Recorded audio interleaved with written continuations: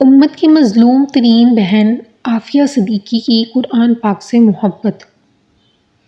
عافیہ صدیقی کی بہن فوزیہ صدیقی کہتی ہیں، عافیہ بچپن سے 2-3 چیزوں کی بڑی شوقین تھی۔ اسے گڑیوں کا شوق تھا۔ جب تھوڑی سی بڑی ہوئی تو پھر چھوٹے بچے اسے پسند ہوتے تھے۔ اس کے علاوہ بڑی عمر کی خواتین کا وہ بچپن سے بہت احترام کرتی تھی۔ جب امریکہ گئی تو وہاں جا کر بھی اس نے بڑی عمر کی خواتین کے لیے خوب خدمات انجام دی۔ اس کے علاوہ قرآن سے بھی بے حد لگاؤ رکھتی تھی، بلکہ یوں سمجھیے کہ اسے قرآن سے عشق تھا۔ اس نے خود ہی امریکہ میں پڑھائی کے دوران حفظ کیا تھا۔ اس کا حفظ ایسا نہیں تھا جیسا عام طرح سے بچے کرتے ہیں، بلکہ اس نے ترجمے اور تفسیر کے ساتھ یاد کیا تھا۔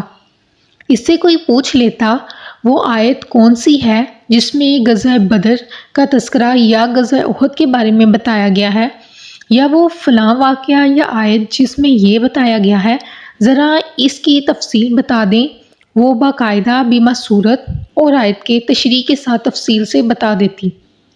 وہ وہاں فرسٹ کلاس فرسٹ پوزیشن بھی لیتی تھی۔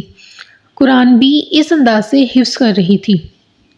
عافیہ وہاں پر قرآن کریم کے نسخے اور ترجمے بھی تقسیم کرتی تھی۔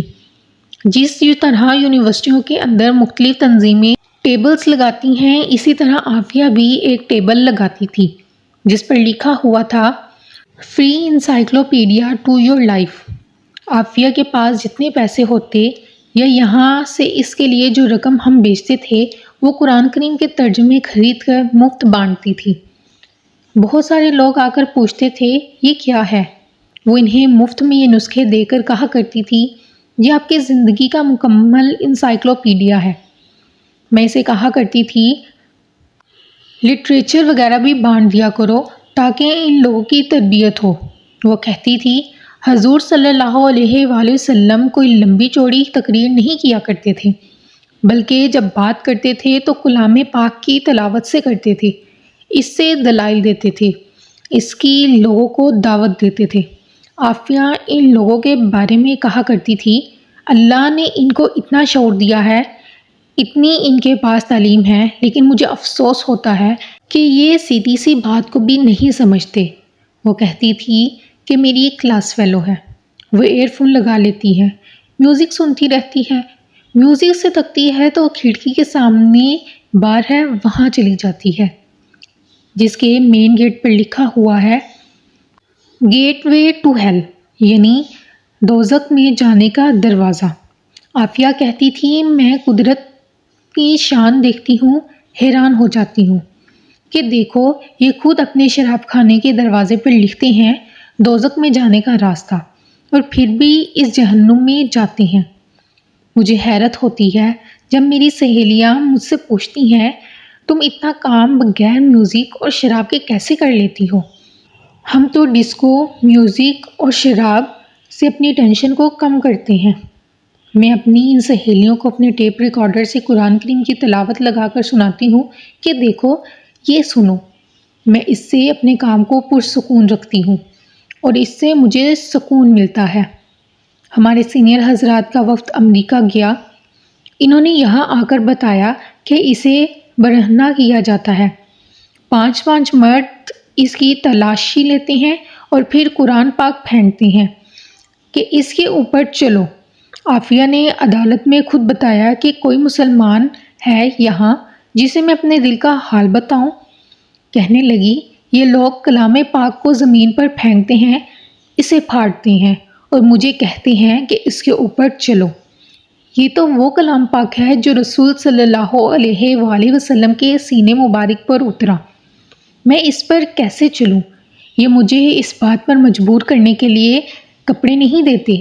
اگر میں اپنے بھائی سے ملنا چاہتی ہوں تب بھی یہ کہتے ہیں کہ ہماری یہ بات مان لو، اگر میں وکیل سے ملنے کا کہتی ہوں پھر بھی یہی مطالبہ کرتے ہیں، پھر کہا جاتا ہے میں تعاون نہیں کر رہی۔ یہ عافیہ کے ساتھ ان کا رویہ تھا۔ اس کے بعد جب اس کو 86 سال کی سزا سنائی، اس کا بھائی عدالت میں موجود تھا، لیکن اس بینچ نے عافیہ کو اس سے بھی نہیں ملنے دیا۔ عافیہ کا وہ اسکارف بھی اس سے چھین لیا جو وہ سر پر لیتی تھی، وہ چیٹ پھاڑ کر پھینک دیا۔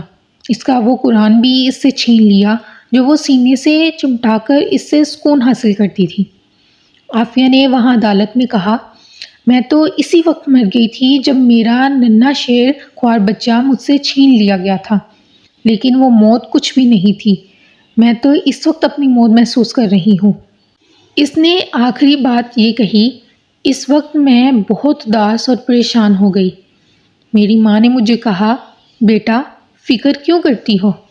اللہ نے اس لیے تو عافیہ کو حافظ قرآن بنایا تھا کہ قرآن اس کے سینے میں رہے۔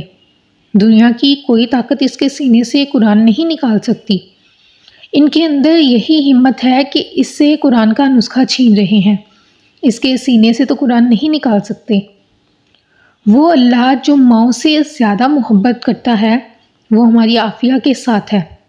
امریکہ عافیہ کو جتنا بے عزت کرنا چاہتا ہے، جتنا اسے ذلیل کرنا چاہتا ہے، اللہ پاک اس سے بڑھ کر اسے عزت دے گا۔